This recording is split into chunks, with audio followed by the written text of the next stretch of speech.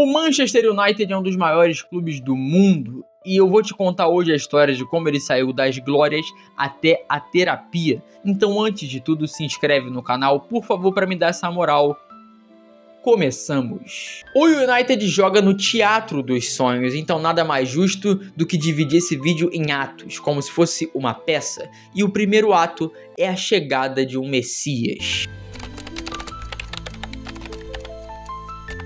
Matt Busby foi um treinador que recuperou o Manchester United depois de um acidente aéreo em 58 e 10 anos depois, em 68, ele conseguiu ganhar o primeiro título de Liga dos Campeões da equipe, transformando totalmente a história. Só que um ano depois ele saiu do clube, deixando a equipe órfã de treinador e também os jogadores que eram destaques começaram a envelhecer e nunca mais entregaram aquele alto nível de outrora. Só que o negócio eles caíram tanto o nível, que em 74 o United acabou rebaixado.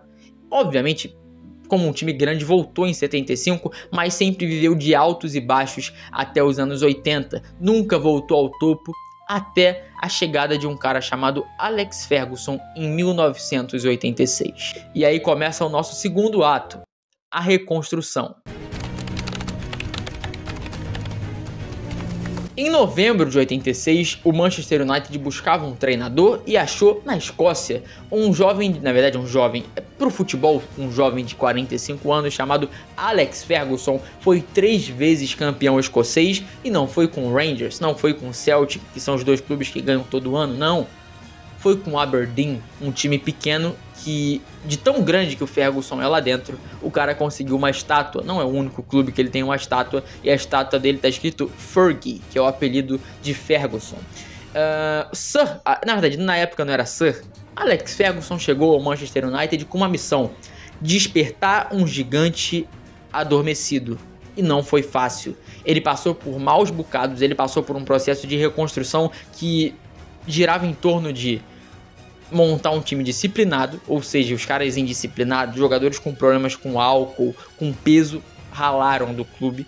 Não só ralaram do clube, como ele focou em jogadores jovens que ele poderia ajudar a desenvolver, e isso é uma toada que ele levou desde o seu primeiro dia ao último dia do clube, que é desenvolver jogadores com potencial. Quem chega no United sai muito melhor, ou nem sai de tanto que gostou de jogar naquele clube, ou pelo menos quem chegava. A gente vai entrar na parte ruim mais pra frente.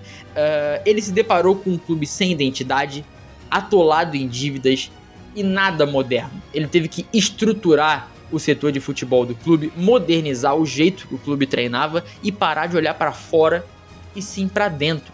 Olhou a base que tinha e falou: a gente pode tirar muita coisa daqui e trazer também bons jogadores de fora por um bom preço. Então ele mudou totalmente o Manchester United com a sua metodologia de trabalho.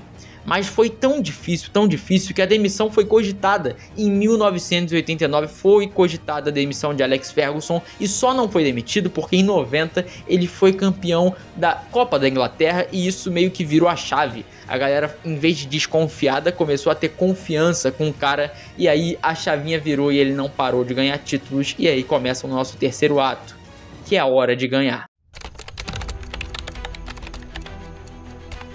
Ferguson apostou em alguns jogadores vindo para o clube que eram muito talentosos, como Peter Schmeichel, como Steve Bruce, como Eric Cantona, que é um cracaço, entre outros. E isso deu muito certo, tanto que em 92, 93 o clube foi campeão inglês depois de 26 anos. E essa era de ouro foi confirmada com o bicampeonato em 93, 94. Eles não pararam de ganhar esses títulos aí nos anos 90. Tem mais alguns pela frente, mas antes eu quero falar da classe de 92, a famosa classe de 92, que o United revelou 5 jogadores históricos pro clube e pro futebol. Vou só falar aqui: Roy Keane, que foi capitão do clube por anos e uma das maiores lendas do futebol inglês, mesmo não sendo inglês e sim irlandês. Ryan Giggs, que é um dos jogadores mais longevos da história do futebol, absurdo, jogou em muitas posições diferentes. David Beckham, que é um cara muito bom de bola, que é o superestimado, mais subestimado de todos os tempos. Gary Neville, que era um lateral bom, ok, nível de seleção inglesa, não era nada espetacular, mas era muito bom jogador. E também Paul Scholes, que é um dos melhores, se não o melhor meio-campista que já jogou na história do clube. 5 jogadores que foram titulares por anos e ajudaram o clube a conquistar muitos títulos. Por sinal, o Manchester United ganhou mais 3 títulos nos anos 90, mais 3 de Premier League, 98, 99, na verdade 96, 97, 98, 99, 99, 2000 a Premier League.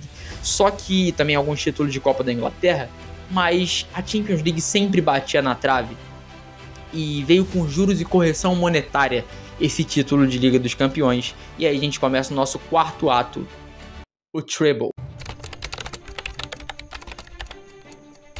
Em 99, algo nunca tinha acontecido até então no futebol inglês, que era a Tríplice Coroa, o título da Liga, da Copa e da Copa Intercontinental, na verdade a Copa Continental, então a Liga dos Campeões. E o Manchester United tinha um puta de um time. Sensacional o time do Manchester United, que alguns dos jogadores da classe de 92, na verdade todos, já estavam mais veteranos, mais desenvolvidos e muito importantes ao Manchester United, e eles conseguiram ganhar a Premier League, a FA Cup e a Liga dos Campeões.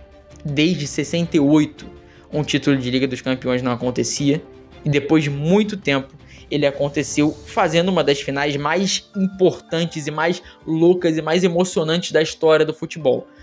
Jogo no Camp Nou, 90 mil pessoas encheram o Camp Nou em Barcelona. De um lado o Bayern de Munique e do outro lado o Manchester United. Um jogo muito difícil, o Bayern de Munique conseguiu abrir o placar logo aos 6 minutos e depois foi um jogo que teve disputa física, que foi difícil para as duas equipes, só que tudo parecia levar um título do Bayern. Tudo parecia levar. Só que certo momento, aos 90 minutos, o Sheringham empata a partida. Aos 91. E ali já fala, porra, o United vai à prorrogação. Mas um dos momentos mais espetaculares do futebol, que eu tô com a perna arrepiada nesse momento, não sei porque não é o braço, mas é a perna, é o gol de virada, ainda no tempo regulamentar, de Ole Gunnar Solskjaer. Porque o ataque não tinha ele era o reserva, entrava sempre no segundo tempo como o talismã, que acabou sendo um dos maiores ídolos da história do clube por fazer o gol mais importante da história do clube, que foi o gol do título da Liga dos Campeões aos 93 minutos do segundo tempo, na verdade aos 48 do segundo tempo e aos 93 da partida. Ole Gunnar Solskjaer fez um dos gols mais importantes da história, o maior, do Manchester United, e deu o primeiro triplete, a primeira tríplice coroa da história do futebol inglês. Algo sensacional que nunca tinha acontecido antes, aconteceu nas mãos de Alex Ferguson para o Manchester United. Com essa era pós-reconstrução entrando numa era vitoriosa, começa o nosso quinto ato, que é o anos 2000, os anos 2000, bala na agulha, dinheiro no bolso. E talvez era CR7. O United tinha alguns sócios minoritários que investiam dinheiro no clube, que é a família Glazer. Ela ajudava muito financeiramente o clube, até que o clube começou a ganhar tanto que se estruturou. E não só se estruturar, como ser um dos gigantes do mercado de transferências europeu, tanto que contratou muitos jogadores por valores altíssimos. Eu vou começar nos anos 2000 e terminar quase em 2010, 2011, mas eu vou citar alguns jogadores. Ruud van Nistelrooy, um dos maiores artilheiros da história do clube. Rio Ferdinand, Cristiano Ronaldo, Wayne Rooney, Tevez, Carrick, Berbatov, Veron, Anderson, Kleberson, Forlan, Vidic, Nani, Van Persie, eu já falei o Ferdinand. Ou seja, todos esses jogadores por valores absurdamente altos para a época, em libras. Então, de um clube que buscava da base, de um clube que buscava barato para vender caro, o United se tornou um clube que vendia, que comprava todo mundo, que buscava todo mundo no mercado que achasse interessante e continuou ganhando absurdamente. Só para você ter alguma ideia, eles ganharam a Premier League 2000, 2001, 2002, 2003, 2006, 2007, 2007, 2008, 2008, 2009. Isso nos anos 2000. Então tem que falar 2010, 2011. Só que um grande ponto é isso com uma rivalidade absurda com o Arsenal de Arsène Wenger.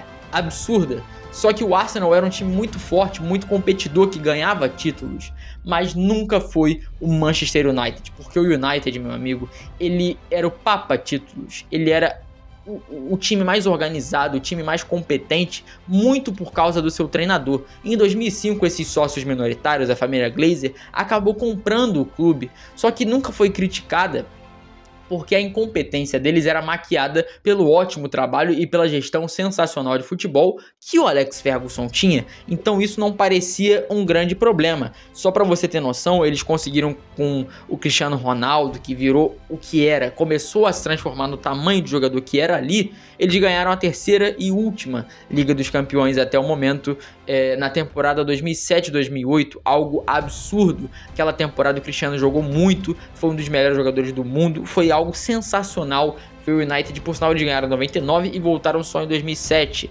a 2008 a ganhar esse título, e ainda com muitos jogadores da classe de 92. O Roy Keane não mais, o Gary Neville não mais, mas ainda com, e o David Beckham não mais, mas ainda com o Scholes e o Giggs. Para você ter noção de como essa geração foi duradoura e importante ao Manchester United. Só que eles não saíram dessa veia de contratar jogadores baratos, porque o Van der Sar, ele jogou lá e ele já era um veterano, então não foi um cara que foi comprado por um preço barato, não. Ele foi comprado por um preço caro, ele foi comprado barato e depois rendeu muito ainda ao time, sendo um goleiro muito longevo que durou muito tempo. Isso foi absurdo, essa era do Alex Ferguson, que ele ainda continuou no clube até 2013 e saiu do clube campeão de Premier League. E ele, cara, ele maquiava tanto o bom trabalho, tanto o mau trabalho da família Glazer, que ele que na temporada seguinte a desgraça começou a acontecer. Em 2013, 2012, 2013, ele ganhou a Premier League e decidiu se aposentar, e começa o ato 6, que é: tô com saudade da minha ex. Após 27 anos no clube, 13 títulos de Premier League, vários títulos de FA Cup, 2 títulos de Liga dos Campeões, Alex Ferguson decide se aposentar, e a solução da família Glazer é David Moyes, ex-treinador do Everton, para falar a verdade, que fez uma temporada patética. Na era Premier League com Ferguson, o United nunca tinha terminado abaixo da 3ª colocação. E sim, eles terminaram em 7º no primeiro ano sem o Ferguson.